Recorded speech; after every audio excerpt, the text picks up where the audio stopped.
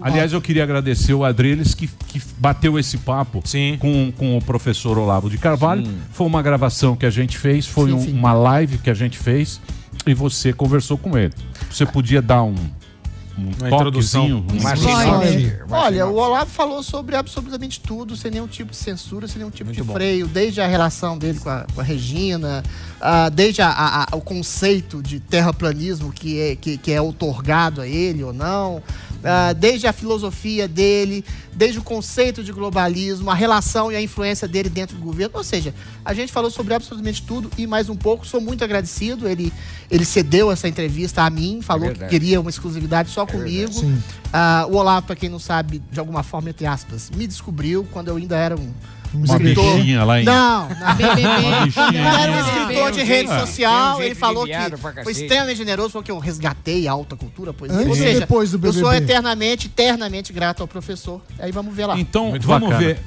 Nós temos o trecho aqui que o Olavo fala sobre a infância dele, que foi a pergunta que você fez. Eu fiz várias. Então, vamos acompanhar. É que a gente dividiu em três. Perfeito, ótimo, tá? Então, vamos lá. Pode rodar.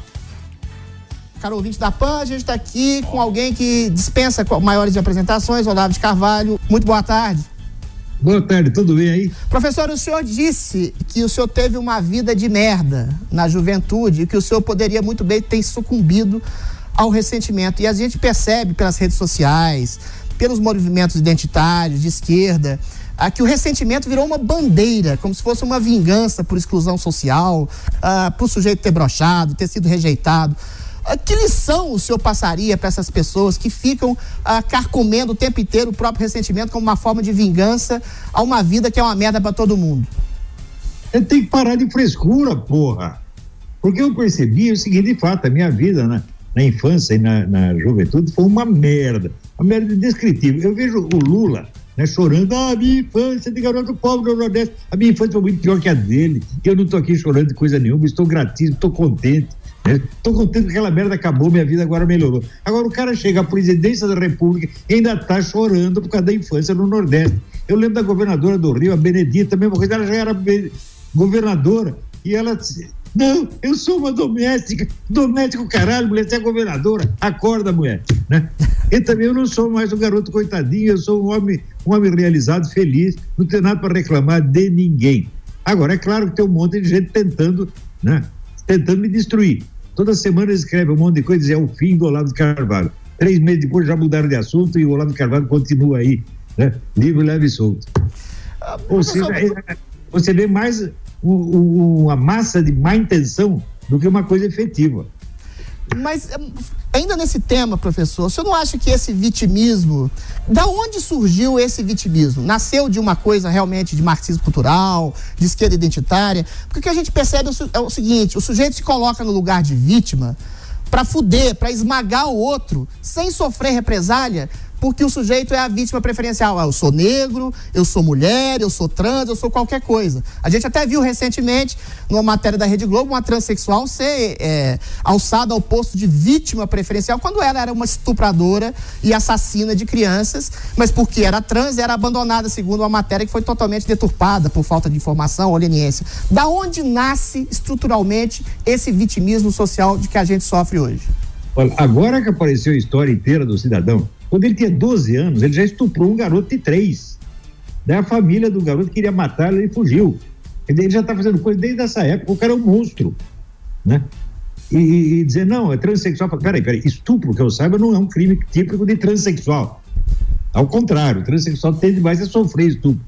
Então ficar tratando e dizer, não, ele foi abandonado pela família por ser transexual. O quê? Quer dizer, o pior que ele fez na vida foi ser transexual. Que loucura é essa, né? O fato de ser transexual não tem nada a ver com a história. O cara é um filho da puta, é um monstro, né? Tem que ser trancafiado lá e nunca mais ninguém falar com ele. Agora, ninguém tá com dó da mãe, que há 10 anos não vê o filho, né? Essa que se foda, tem que ter dó, é do coitadinho lá. Mas isso é a cabeça do Drauzio Balela, é assim mesmo. Eu não acredito numa palavra que esse sujeito diz. Eu não daria o meu cachorro para ele tratar, pô.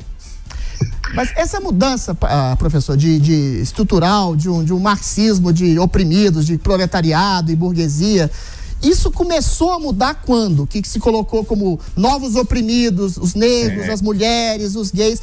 De que maneira começou a fazer essa mudança estrutural desses novos oprimidos preferenciais? A história é muito comprida, e até eu já escrevi metade de um livro a respeito. Em todo lugar existe uma relação de poder e alguém está fudendo com a vida de alguém. Tá certo? E essa é a ideia geral de oprimidos. Ora, quando lançaram isso, a Revolução Proletária acabou. E aparece a revolta geral dos oprimidos. Ora, essa revolta geral dos oprimidos só é possível no regime capitalista. No regime socialista, não. Ou seja, o pessoal frankfurtiano fudeu com a Revolução Proletária. Não é isso? E criaram essa pseudo-revolta que só fortalece o capitalismo internacional. Quem financia esses movimentos todos? Né? Feminista, gaysista, negrista, tudo Fundação Rockefeller, Jorge Soros, é o grande capital internacional. Ou seja, os grandes capitalistas perceberam que havia nessa ideia da dialética negativa da escola de Frankfurt uma coisa enormemente vantajosa para eles. Eles começaram a financiar a coisa porque era bom para eles.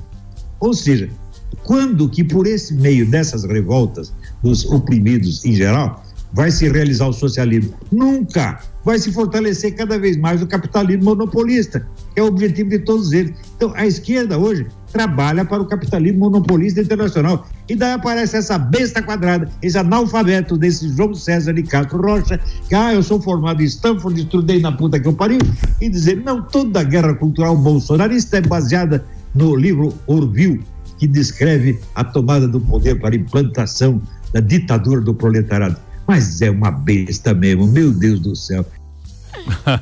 Muito bem. Aí o primeiro trecho do nosso querido professor Olavo, com Adrilles. Você tá muito elegante, tá mesmo, hein? Eu tô falando direito, tô falando até mais grosso. Tá falando mais grosso. O Olavo provoca masculinidade na gente. A gente convidou pra matar urso. Por que com o Olavo você falou grosso? É medo. E com o Edgar você fala fino? Não falo fino, não. Por que, Adrilles? Eu falo fino quando eu falo mais alto e tô discutindo. Aí a habilidade vai pro saco. Muito bem, mas você sabe que muita gente não concorda com essa teoria. Claro. Né? Sim. É muito polêmico é o princípio exatamente daquilo que a gente sempre chama aqui de marxismo cultural. É a mudança do eixo, da guerra do proletariado contra o grande capital, que não funcionou, porque o socialismo entrou em debacle no mundo inteiro. E você concorda... E os novos oprimidos são... Olha, não sei se eu concordo. Você concorda com o professor. Mas o que existe hoje nas redes sociais, agora não. Com a pandemia do coronavírus, acabou com essa merda. Você vê as redes sociais, movimento negro, movimento LGBT, movimento feminista, tudo bom, tudo bem. Esses grupos realmente foram oprimidos durante séculos na história.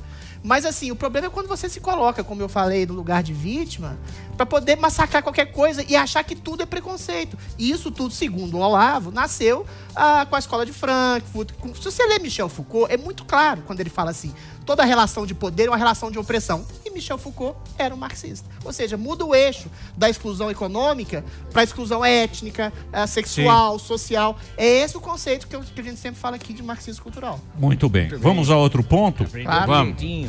E o querido doutor, Porra, eu não dou nem careca. meu cachorro. O Drauzio. O Drauzio. O Drauzio Balela. O sujeito parece o mais Drauzio é doente um cara que que qualquer pessoa. tem o respeito de uma grande parcela. Mas é que o Drauzio da estava mal população. informado. Eu acho que nesse assodamento de achar que você tem que fazer uma defesa incontestável de grupos excluídos, como o professor bem falou, você acaba deixando de fazer o principal, que é o julgamento individual. Sim. Você acha que a Globo foi má profissional de deixar essa informação, por exemplo, que o transexual tinha estuprado crianças? Lógico que não. É porque eles nem se perceberam, no afã de fazer essa defesa de um grupo, se esquece de fazer a defesa do indivíduo. Esse é o problema da esquerda identitária. Ela preserva muito mais as identidades de grupos do que os indivíduos. Sim. E um negro, ou um gay, ou uma mulher, ou um LGBT, pode ser um canalha e pode ser um santo. Sim. Ou seja, a questão é individual.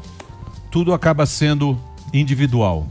Sim, o Não julgamento tem que ser individual. Canalha tem em todo lugar. Exatamente. Gente boa também. Exatamente. Não é? Nós somos todos bons aqui. Exatamente. Todos Mais ou morremos, menos, mas mais tudo ou bem. menos.